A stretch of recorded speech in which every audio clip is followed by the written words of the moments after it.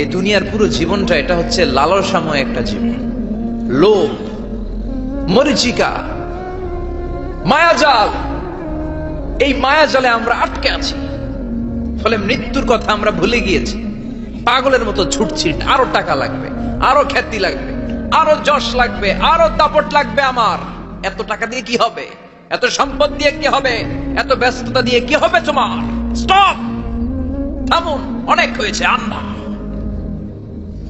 থামুন, take a rest, take a breath and think about death. Think that you have to go back to your Lord. একটু বসেন না, একটু ভাবেন যে আমাকে চলে যেতে হবে, চলে যেতে হবে। এই কোলাহল, এই ব্যস্ততা, এগুলো থাকবে, থাকবো না আমি। সাইয়েদনা ওমর ফারুক বলেছেন, মুতু ক্বাবলা আন তামুতু, মরার আগে একবার মরো। হাসিবু ক্বাবলা আন তুহাসাবু আলাইকুম, তোমার হিসাব নেওয়ার আগে তুমি একবার নিজের হিসাবটা করো না। কাগজ বের করে একটু লিখো না, কি কি ভালো কাজ করছিলা, যেগুলো দিয়ে নাজাতের ওসিলা হতে পারে। 1 2 3, আর কি কি আকাম কুকাম করছো দেখো না, লিখে দেখো তোমার অবস্থাটা কি। মরার আগে একবার মরো। মরার আগে খাটের মধ্যে শুয়ে শটান করে চোখ বন্ধ করে একবার মরার ভান করে দেখেন কেমন লাগে। চোখটা বন্ধ করেন আর ভাবেন আপনি নাই, কি কি হতে পারে ভাবেন। আপনার ছেলে মেয়েরা কান্না জুড়ে দিবে, আপনার প্রাণের স্ত্রী বিলাপ শুরু করে দিবে, বন্ধু বান্ধবের চিৎকার আর মাতম, স্থানীয় এলাকার মসজিদে ঘোষণা, অমুক এলাকার নিবাসী অমুক ভাই, অমুকের ছেলে অমুক দুনিয়ায় নাই। সব আত্মীয়রা চলে আসবে, ফেসবুকে স্ট্যাটাস দেয়া হবে, সবাই সবাইকে জানাবে বিকাল 4টায় অমুক হাই স্কুল ময়দানে আপনার জানাজা। ছুটে আসবে, সবাই ছুটে আসবে আপনাকে শেষ বিদায় দিতে, গুড বাই জানানোর জন্য, আল ওয়াদা, বিদায় জানাতে আসবে সবাই। 4 তাকবীর দিয়ে আপনার জানাজা হবে, অশ্রুসিক্ত জানাজায় আপনার বিদায় হবে। কাঠের খাটিয়ার মধ্যে করে কাঁধে তুলে আপনারে কবরে নেওয়া হবে। আগে থেকে খুঁড়ে রাখা কবরটার মধ্যে আপনারে বিছিয়ে দেয়া হবে।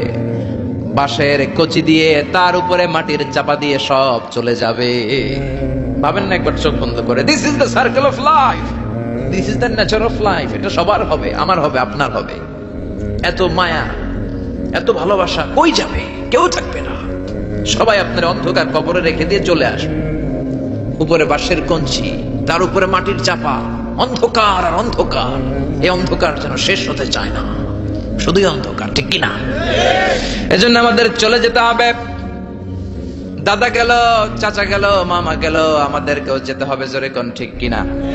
একদিন মাটির ভেতরে হবে ঘরে মন আমার, কেন বান্ধ দালান ঘর, প্রাণ পাখি উড়ে যাবে পিঞ্জর ছেড়ে।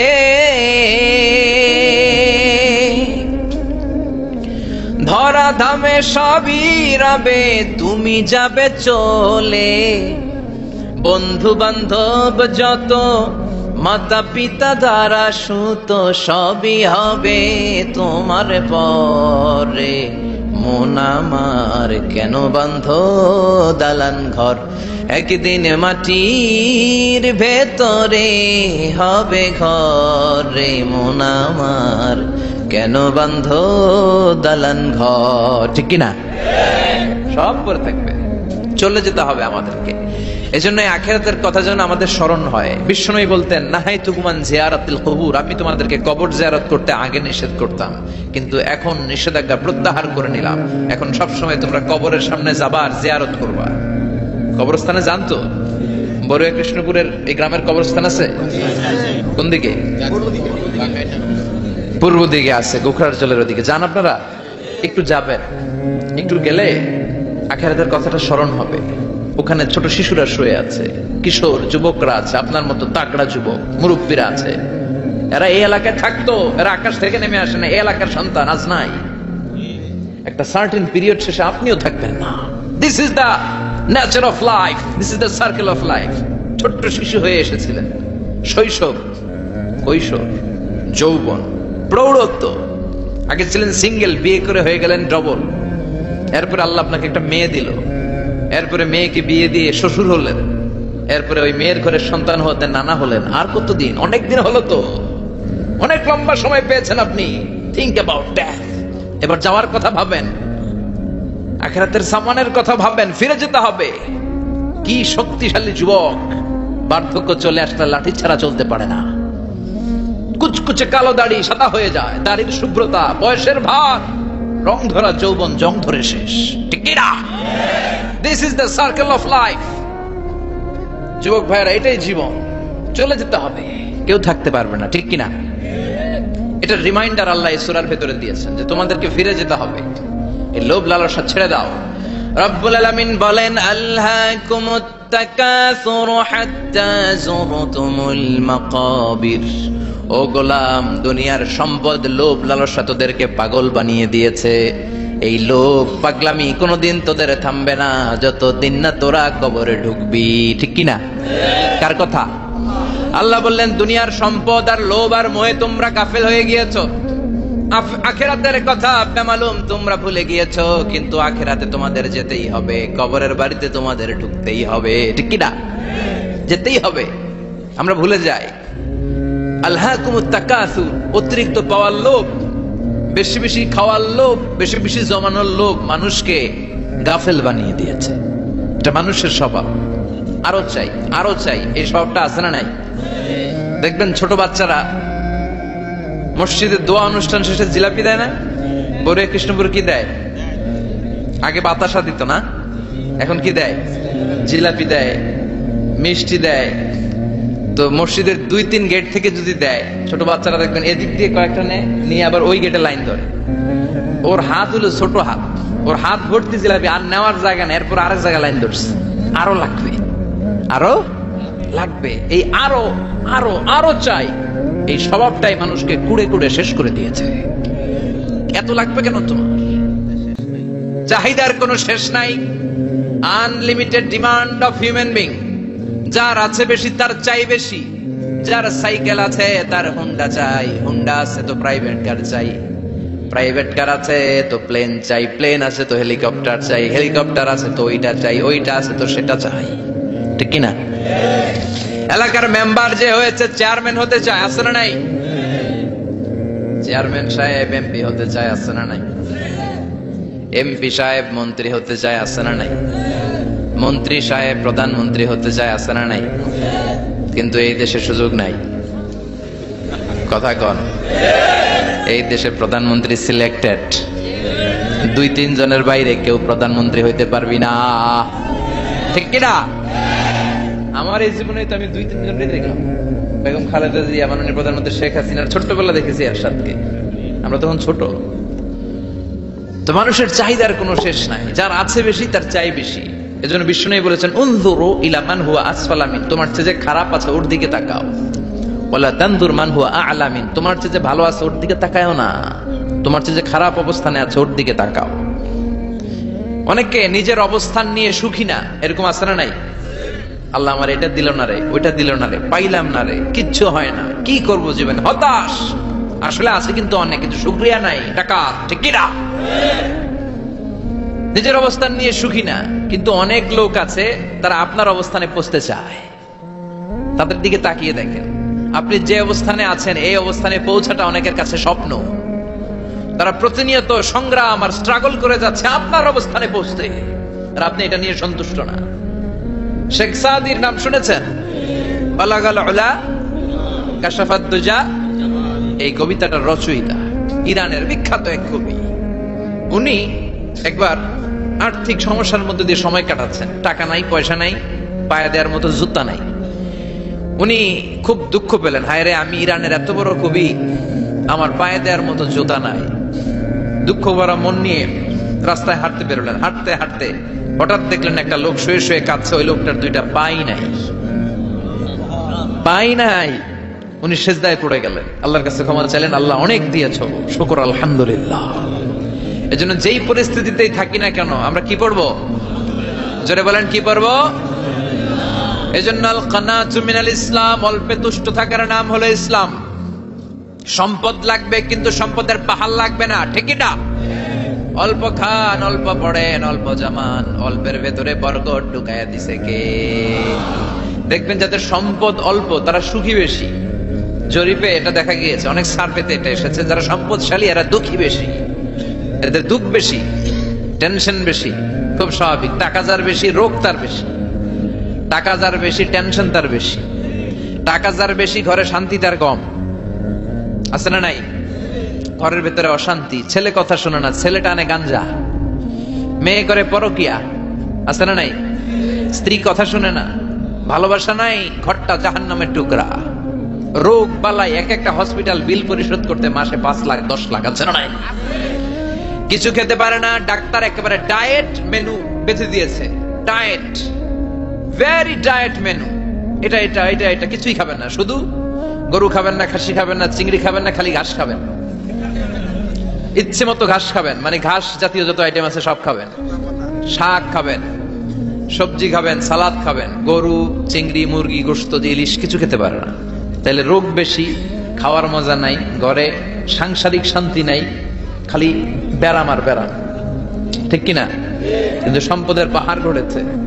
আর অল্প যারা খায়, অল্প পড়ে, রিক্সাওয়ালা, কুলিওয়ালা, অল্প বেতনের চাকরি, কিন্তু হক হালালি মেনে চলে, দেখবেন শান্তি আছে অনেক। হ্যাঁ, বাসা ভাড়া দেয়, ফ্যামিলি চালায়, বাচ্চাদের স্কুল বিল, এরপরও মাস শেষে 1-2 হাজার টাকা হাতে থেকে যায়। আর ওর প্রতি মাসে 10 কোটি টাকা ইনকাম, তারপরও ব্যাংকের ঋণ আছে না নাই? সুখ কারে বলে? কিভাবে আপনি সুখকে ডিফাইন করবেন? সুখ তো টাকায় কিনা যায় না। শান্তি টাকা দিয়ে হয় না, শান্তি দেওয়ার মালিককে। শান্তি আছে অল্প খেয়ে শুকর করার মধ্যে, শান্তি আছে আলহামদুলিল্লাহর মধ্যে। চিল্লায় বলেন ঠিক কিনা? এজন্য অল্প খাবো, অল্প পড়বো, অল্প জামাবো, অল্পের ভেতরে বরকত দিয়েছে কে? দেখেন, ধনী ভাইরা খেতে পারে না, কিন্তু রিক্সাওয়ালার কি সমস্যা হয়?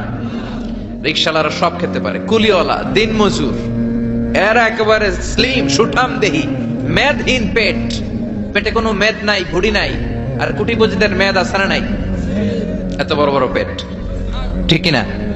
আমাদেরও পেট আছে, তবে হালাল পেট। এটা হারাম টাকা দিয়ে এই ভুড়ি বানাই নাই আমরা। চিল্লায় বলেন ঠিক কিনা? রিক্সাওয়ালা, কুলিওয়ালা নিজেও নামাজ পড়ে, বউও নামাজ পড়ে, বাচ্চাটাও নামাজ পড়ে, রিক্সা চালায় আর জিকির করে লা ইলাহা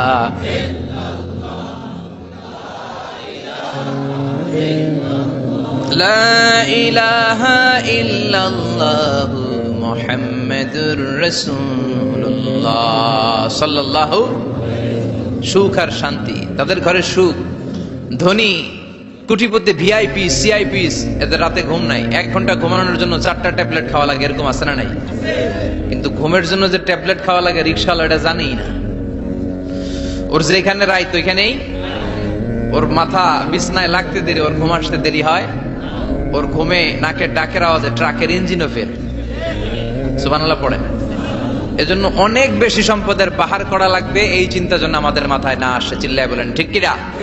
এজন্য রব্বুল আলামিন বলেন আলহাকুমুত তাকাসুরু হাত্তা যুরতুমুল মাকাবির। বেশি বেশি সম্পদ উপার্জনের আকাঙ্ক্ষা তোমাদেরকে আখিরাত থেকে গাফেল বানিয়েছে।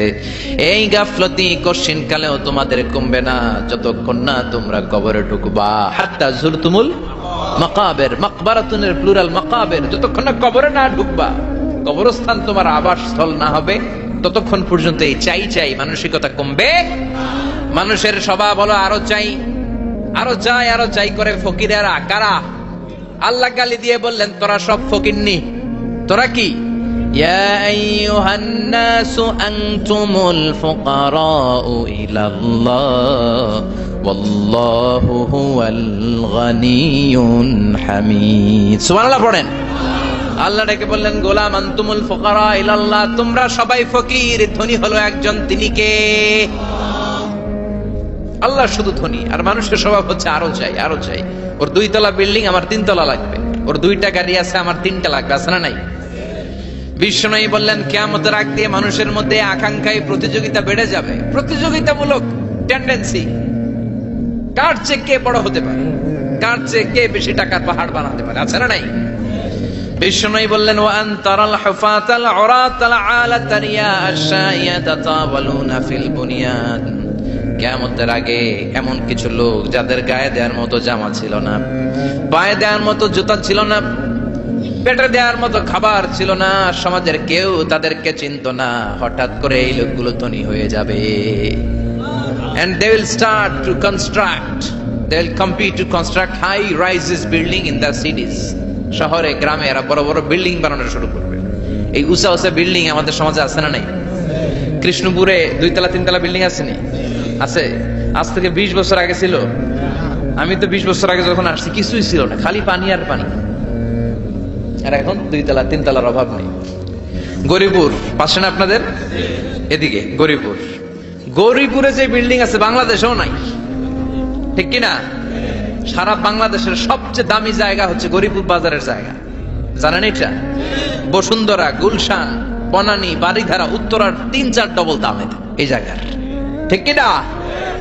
বিল্ডিং এর পর বিল্ডিং। আমি যখন ঢাকা যাই দেখি গরিপুর আসতেছে, মানে গরিপুরের বিল্ডিং আর শহরগুলো আস্তে আস্তে হাইওয়ের পাশাপাশি চলে আসতেছে। প্রতি বছর এসে দেখি কিছু আগাইছে, 2-3 বছর পরে এইটা একেবারে হাইওয়ের সাথে চলে আসবে। খেয়াল করছেন? ঢাকা যাওয়ার সময় গরিপুর আগাইতেছে, খালি গরিপুরের বিল্ডিং, গরিপুরের শহর আগাতে আগাতে আগাতে ঢাকা চট্টগ্রাম মহাসড়কের কাছাকাছি চলে আসছে। এই যে বিল্ডিং বানানোর প্রতিযোগিতা, কুমিল্লা শহরে আজ থেকে 20-25 বছর আগে 5 তলা 6 তলা একটা বিল্ডিং ছিল না, এখন 10 তলা 20 তলা আছে না নাই? ঢাকায় আজ থেকে 20 বছর আগে 10 তলা বিল্ডিং খুঁজে পাইতেন আপনি? নাই। গোটা বিশ্বব্যাপী এখন টাওয়ার বানানোর প্রতিযোগিতা। বিশ্বনবী বললেন এদের কোনো টাকা ছিল না। পৃথিবীর সবচেয়ে বড় টাওয়ার এখন আরব দেশে, এদের কোনো টাকা ছিল না। আরব দেশের সৌদি আরব, কাতার, কুয়েত, বাহরাইন এখন স্বর্ণ আর তেলের খনি পেয়ে আল্লাহরে ভুলে যায়। এদের খাওয়ার মতো কিছু ছিল না। এদেরকে আমার দাদারে শুনতাম বলতো কাবলিওয়ালা বলতো। কি বলতো? এদেশে আসতো জায়নামাজ, তসবিহ ছড়া, খেজুর টেজুর বিক্রি করার জন্য। এরা জেলে পাড়ার লোক ছিল। আরব সাগরের তীরবর্তী এলাকার মানুষ, সাগরের মাছ মেরে এরা জীবন ধারণ করতো। আল্লাহ এদেরকে তেলের খনি দিলেন, গ্যাসের খনি দিলেন। এখন তারা বড় বড় টাওয়ার বানায়, আছে না নাই? বুর্জ আল খলিফা, কি উঁচা বিল্ডিং, 828 মিটার উঁচু। জেদ্দা আছে 1000 মিটার উঁচু কিংডম টাওয়ার। তাইওয়ানে আছে তাইপেডাং টাওয়ার 101 তলা। মালয়েশিয়া আছে পেট্রোনাস টুইন টাওয়ার 88 তলা। চায়নাতে আছে সাংহাই টাওয়ার, একটার পর একটা টাওয়ার। প্রতি বছর অ্যানাউন্স করতেছে যে ওদেরটা আছে আমাদেরটা বড় বানাও। কাতার কয় ওরা বানাইলে আমরা পারবো না কেন, আমরা বানাবো আরো বড়, আছে না নাই? শাগালাত কুমুত তাকাসুর, যে আরো লাগবে, আরো বড় হতে হবে, এই টেন্ডেন্সি মানুষকে আখিরাত থেকে একেবারে গাফেল বানিয়ে দিয়েছে। চিল্লায় বলেন ঠিক কিনা? টাকার পাহাড় বানাতে চায়, দরকার থাকলেও চায়, না দরকার থাকলেও চায়। বর্তমান পৃথিবীর সবচেয়ে ধনী লোকটার নাম জানেন কি নাম? হ্যাঁ, বিল গেটস। ওর যে কত টাকা ও নিজেও জানে না। ওর পকেট থেকে যদি $100 একটা বান্ডিল পড়ে যায়, এটা তুলতে ওর যত সময় লাগবে, ও না তুলে যদি হেঁটে, যে আইডিয়া নিয়ে হাঁটতেছিল ওইটা নিয়ে হাঁটে, ওইদিকে আরো বেশি ইনকাম হয়ে যাবে। এত টাকা তার, এটা তোলার সময় তো তার নাই। ওয়ারেন বাফেট নাম শুনছেন? হাজার হাজার কোটি ডলারের মালিক। Prince Waleed bin Talal, Saudi ধনকুবেরের নাম শুনেছেন? ওর একটা বিমান আছে, প্রাইভেট জেট প্লেন। এই বিমানটার 70% মেড অফ গোল্ড। বিমানের 70% স্বর্ণ দিয়ে বানানো। গত কয়েক বছর আগে আমি ব্রুনাই গিয়েছিলাম। ব্রুনাইয়ের সুলতানের নাম হাসান আল বালখিয়া। উনি একটা প্যালেস আরবিতে বলে কাসার, মানে হচ্ছে রাজপ্রাসাদ। পৃথিবীর সবচাইতে বড় রাজপ্রাসাদ ব্রুনাইতে বান্দার শরীফ বেগাওয়ানে অবস্থিত। আমি গিয়েছি ওখানে। প্রায় 1800 থেকে 2000 কক্ষ আছে ওই প্যালেসে, রাজপ্রাসাদে। ওই রাজপ্রাসাদের টয়লেটের কমোড গুলো মেড অফ গোল্ড, স্বর্ণ দিয়ে বানানো। নাউজুবিল্লাহ পড়বেন না? এই হাসান আল বালখিয়া নিজে বিমান চালায়। ওর সংগ্রহে 500টা রোলস রয়েস লাক্সারিয়াস কার আছে। 500 রোলস রয়েস। গুগল, ইউটিউব যারা করেন সার্চ দিলে দেখবেন ওর কি পরিমাণে গাড়ি। রোলস রয়েস গাড়ি হচ্ছে one of the luxurious car in the world. Car ব্র্যান্ডের মধ্যে যত দামি কার ব্র্যান্ড আছে, এর মধ্যে রোলস রয়েস একটা, যেগুলোর দাম কমসে কম এদেশের টাকায় 8 কোটি থেকে 10 কোটি টাকা। আচ্ছা বললেন, এই গাড়িগুলো যারা হাই প্রোফাইলের ভিআইপিস, তারা ফ্যামিলির সবাইকে যদি একটা করে গাড়ি দেয়, একজনের কয়টা গাড়ি দরকার? 5টা, 10টা, 20টা? বললাম যে 20টা গাড়ি লাগবে ওনার। 500 গাড়ি দিয়ে উনি কি করবে? তার সংগ্রহে 500টা রোলস রয়েস। স্বর্ণেরও গাড়ি আছে, তার স্বর্ণের পালঙ্ক আছে, আমি দেখে এসেছি। পোরশে, ফারারে, লাম্বরগিনি, এই টাইপের যে ব্র্যান্ড গুলো আছে, অভাব নাই। তার মানে আছে যার বেশি চায় তত বেশি। চিৎকার করে বলেন ঠিক কিনা? এজন্য আল্লাহ বললেন আল্লাহকুমুত তাকাসুরু হাত্তা যুরতুমুল মাকাবির। দুনিয়ার লোভ তোমাদেরকে আখিরাত থেকে গাফেল বানিয়ে দিয়েছে। দুনিয়ার লোভ লালসার মধ্যে পড়ে আখিরাতকে বেমালুম তোমরা ভুলে গিয়েছো। এই গাফলতি কোনোদিন কমবে না যতদিন না তোমরা কবরে ঢুকো। ঠিক কিনা? সম্পদ উপার্জনে ইসলাম বাধা দেয় না, কিন্তু সম্পদ হৃদয়ে স্থান দেয়া যাবে না। সম্পদ উপার্জন করতে হবে, খরচ করে ফেলতে হবে। বেশি সম্পদশালী হতে হলে আল্লাহর সন্তুষ্টির জন্য যাকাত দিতে হবে। কে দিতে হবে? দে যাকাত তোরা দে রে যাকাত, তোর দিল খুলবে পরে আগে খুলো খাত। দে যাকাত তোরা দে রে যাকাত। ঠিক কিনা? দিল পরে খুলবে, আগে হাত খোলেন। হাত খুললে দেখবেন দিলটারে খুলে দিয়েছে কে? সাইয়েদনা মুসা আলাইহিস সালামের জামানায় ওনার চাচাতো ভাই ছিল মিশরের সবচাইতে বড় ধনী, যাকাত দেয় নাই। তার কি করুণ পরিণতি হয়েছে কোরআনে আছে না নাই? এত সম্পদ ছিল, তার সম্পদগুলো সে সিন্ধুকে আটকে রাখতো। আর এই সিন্ধুকের চাবিগুলো আলগানোর জন্য, কাঁধে নেওয়ার জন্য 10 জন লোক লাগতো। সিন্ধুক কাঁধে নেওয়ার জন্য, সিন্ধুকের চাবির গোছা কাঁধে নেওয়ার জন্য কয়জন? তাহলে কি পরিমাণ সম্পদ ছিল? সাইয়েদনা মুসা বললেন সম্পদের মালিক তুই হস নাই, আল্লাহ বানাইছে। কারণ বলে ইন্নামা উতিতুহু আলা ইলমিন ইনদি, আল্লাহ আমারে সম্পদ দেয় নাই, আমি আমার মেধা খাটিয়ে সম্পদ বানিয়েছি। যাকাত আমি দিব না। মুসা বললেন তাহলে আযাবে পড়বি, কারণ কই পারলে আযাবান। আল্লাহ বললেন ফাখাসাফনা বিহি ওয়া বিদারহিল আরদ, ও মুসা নিরাপদ দূরত্বে চলে যাও, এখনই ভয়ঙ্কর ভূমিকম্প হবে, আযাব দেব। কারণ সহকারণের সব সম্পদ আমি জমিনের ভেতরে ঢুকাইয়া দেব। আমি নিজে কারণের বাড়ি দেখে এসেছি। মিশরের রাজধানী কায়রো থেকে প্রায় 150 কিলো দূর একটা জেলা আছে, ফায়ুম জেলা। ওইখানে কারুনকে আল্লাহ তার সব সম্পত্তি সব মাটিতে দাবিয়ে দিয়েছেন। দাবাতে দাবাতে হাঁটু পর্যন্ত যখন কারুন জমিনে দেবে যায়, ভাবছে উঠে যাবে। কোমর পর্যন্ত যখন মাটির মধ্যে দেবে যায়, ভাবছে উঠতে পারবে। গলা পর্যন্ত যখন দেবে যায়, হাত তুলে কয় আমি ঈমান আনলাম। ও মুসা, সব সম্পদ তোর আর তোর আল্লাহর লইয়া যা, খালি আমারে বাঁচা, আমারে। সব গাদ্দারদের একই পরিণতি। ফেরাউনরেও যখন আল্লাহ লোহিত সাগরে পানি খাওয়াতে খাওয়াতে পেটটা এত বড়, হাত তুলে কয় আনা মিনাল মুসলিমিন, আমি মুসলমান, আমি ভালো মানুষ।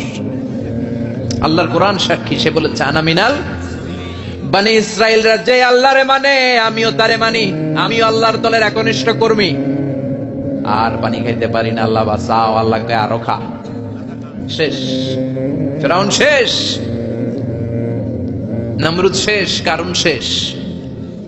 পুরো সম্পদ সহ আল্লাহ কারুনকে জামিনের ভেতরে দাবিয়ে দিলেন। এজন্য সম্পদ যাদের বেশি যাকাত দেওয়ার দরকার আছে না নাই? দারিদ্রতা বিমোচনের জন্য যাকাত দিবেন। যাকাতের শাড়ি লুঙ্গি এইভাবে না, অনেকে কিন্তু দেয় যাকাতের শাড়ি, যাকাতের লুঙ্গি, যাকাতের গামছা, এরকম ডাকাইত আছে না নাই? বাংলাদেশে এমনও হয়েছে জাকাতের শাড়ি দিবে বলে সে পত্রিকায় নিউজ করেছে, আর ওই শাড়ি আনার জন্য শাড়ি দিবে 5,000 মানুষ, এসেছে 5 লক্ষ। পদপৃষ্ঠ হয়ে 11 জন নারী এক জায়গায় মারা গিয়েছে। কিয়ামতের দিন আল্লাহ বিচারের কাঠগড়ায় এই বিজনেস ম্যাগনেটকে দাঁড়িয়ে সেদিন জিজ্ঞাসা করবে যে কেন তুই এদেরকে কষ্ট দিয়েছিলি? চিল্লা এখন ঠিক কিনা? এদের মৃত্যুর দায়ভার এই শিল্পপতি এড়াতে পারবে না। যাকাতের শাড়ি, যাকাতের লুঙ্গি বিতরণের জন্য আল্লাহ তোমারে ধনী বানায় নাই। ধনীদের দায়িত্ব হলো গরিবের হাতে সম্পদ পৌঁছে দেয়া। ওয়া ফি আমওয়ালিহিম হাক্কুন লিসাইলি ওয়াল মাহরুম। গরিব আমার কাছ থেকে সম্পদ আর যাকাত নিয়ে সে আমার প্রতি করুণা করেছে। আমি যাকাত দেই বলে আমি কোনো দয়া দেখাই নাই। কথা বুঝতে পেরেছেন? আইডিয়াটা ক্লিয়ার করে নেন। যাকাত দেয়া আমার জন্য কি? কথা বলেন। ফরজ। আর যে যাকাত নেয় তার জন্য যাকাত খাওয়া কি ফরজ? আমি গরিব মানুষ, আমি যাকাত খাবো না, না খাইয়া থাকুম, রোজা রাখুন। কথা কন। আমার যে যাকাত নেওয়া লাগবে আমার কোনো কথা নাই, কিন্তু আমি যে ধনী আমার দিতেই হবে, এটা ফরজ। তার মানে আমি দিয়ে আমি দয়া করি নাই, ও নিয়ে আমারে বাঁচাইয়া দয়া করে গেছে। চিৎকার করে বলো ঠিক কিনা? ইসলাম বলে রাস্তার এক পাশে 5 তলা আর এক পাশে গাছতলা, এটার নাম ইসলাম না। খেটে খাওয়া মানুষ, সুবিধা বঞ্চিত মানুষদের দ্বারে যে তুমি যাকাতের টাকা পৌঁছে দাও। যাকাতকে ফরজ করা হয়েছে দারিদ্রতা বিমোচনের জন্য। আপনি শাড়ি লুঙ্গি দিলে কি হবে? ওরে শাড়ি দিচ্ছেন দুপুরে, রাত্রে বেলা ও আরেক জায়গায় লাইন ধরে আছে, বিরিয়ানির প্যাকেট দিতেছে ওইখানে। কথা কোন সারাটা বছর ও জাকাতের টাকা নেবে, ওর কিচ্ছু হবে না, বরং এমন কিছু তাকে করে দিতে হবে যেটা দিয়ে সে ফ্যামিলি লিড করতে পারে। একটা সিএনজি কিনে দেন, ওই ফ্যামিলিতে কোনো যুবক থাকলে সিএনজি চালায়া, অটো চালায় ফ্যামিলিটারে চালাবে। একটা টঙের দোকান করে দেন, চায়ের দোকান, চা বিক্রি করে ফ্যামিলিটারে চালাবে। অস্ট্রেলিয়ান একটা গাই কিনে দেন, গরুর দুধ বিক্রি করে তার ফ্যামিলি চলবে। কিংবা মাছের একটা খামার করে দেন, মুরগির খামার করে দেন, ঠিক কিনা? ওমর ফারুক বলতেন এমন ভাবে জাকাত দাও যাতে করে যাকে জাকাত দিয়েছে জীবনে কোনোদিন সেজন্য আর কারো কাছে যে হাত পেতে জাকাতের জন্য দাঁড়িয়ে না থাকে। এই বিধানটা কার? এজন্য আল্লাহ বললেন আলহাকুমুত তাকাসুরু হাত্তা যুরতুমুল মাকাবির। দুনিয়ার লোভ লালসা তোমাদের কমবে না যতদিন না তোমরা কবরে ঢুকো। কার কথা? চিল্লায় বলেন কার? এজন্য দুনিয়ার প্রতি যে আমাদের লোভ, এটা কি বাড়াইতে হবে না কমাইতে হবে? এই দুনিয়ার জীবন এটা ক্ষণিকের। আমাল হায়াতুদ দুনিয়া ইল্লা মাতাউল গুরুর। এটা ভোগের সামগ্রী, আজ আছে কাল না, এটা হাতের ময়লা। দুনিয়ার এই জীবনের দৃষ্টান্ত হচ্ছে 4টা স্বর্ণের টুকরা আর 3টা লাশের মতো। স্বর্ণের টুকরা 4টা, চিৎকার করে বলেন তো কয়টা? লাশ 3টা, জোরে বলেন কয়টা? অনেক অনেক আগের যুগের 3 জন যুবক জীবিকার তাগিদে তারা বের হয়েছে কর্মসংস্থান করে খাবে। পথিমধ্যে তারা গুপ্তধন পেয়েছে, স্বর্ণের বার পেয়েছে, তো বড় বড় 4টা পেয়ে তারা মহা খুশি। আমাদের আর কাজ করা লাগবে না, এগুলো বেচে আজীবন খাবো, সুখে থাকবো। তো 3 জন মিলে বললো 4টা স্বর্ণের টুকরা 3 জনের মধ্যে ভাগ করে দেওয়ার আগে একজন এক কাজ কর, বাজার থেকে কিছু রুটি নিয়ে আয়, খুব ক্ষুধা লেগেছে, খেয়ে নেই। একজনের রুটি আনতে পাঠিয়ে 2 জন মিলে ভাবে ওইটারে যদি মেরে ফেলতে পারি তাহলে তো তোর আর আমার মধ্যে কোনো ঝামেলা নাই। স্বর্ণের টুকরা কয়টা? 2 নিবি 2টা, আমি নেব 2টা। আর যেটারে রুটি আনতে পাঠাইছে ওইটা মনে মনে ভাবতেছে রুটির মধ্যে বিষ মিশাই নিয়ে যাব। কি মিশাবো? বিষ খাইয়া ওইটা শেষ, সবগুলা আমার। তো বিষ মিশাই নিয়ে আসছে, আর আগের পরিকল্পনা অনুযায়ী এই 2 জন মিলে তাকে নৃশংসভাবে হত্যা করেছে। হত্যার পরে কয় প্রচন্ড ক্ষুধা লাগছিল, আগে খাইয়া লই। 2 জন মিলে বাজার থেকে আনা বিষ মাখানো রুটি খেয়ে ওই 2টাও শেষ।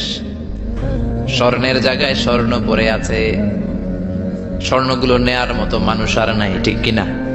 এজন্য মানুষের এই চাহিদা কমবে না। বিষ্ণু বলেন লাউ আন্না লিকুল্লি ইবনে আদম ওয়াদিয়ান মিন যাহাব আহাব্বা আই ইয়াকুনা ইলাইহি ওয়াদিয়ান। আল্লাহ প্রত্যেককে, আমাদের প্রত্যেককে যদি একটা করে স্বর্ণের পাহাড়ের মালিক বানিয়ে দেয়। কয়টা করে পাহাড় দেখছেন কোনদিন? কই দেখছেন? চিটাং গেছিলেন? এই চট্টগ্রামে গেলে দেখা যায় কি পাহাড়। এই একটা পাহাড় স্বর্ণের, এক একটা স্বর্ণের পাহাড়ের মালিক যদি আমাদের এক একজনকে বানায় দেওয়া হয়, এরপর আমরা চাবো আরেকটা স্বর্ণের পাহাড়ের মালিক কেমন করে হওয়া যায়।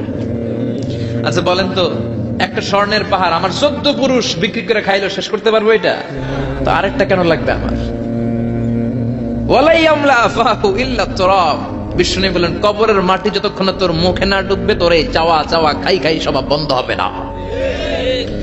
এজন্য আল্লাহ বললেন আলহাকুমুত তাকাসুরু হাত্তা যুরতুমুল মাকাবির। দুনিয়া তোমাদেরকে গাফেল বানিয়ে দিয়েছে, গাফলতি কমবে না যতদিন না কবরে ঢুকো।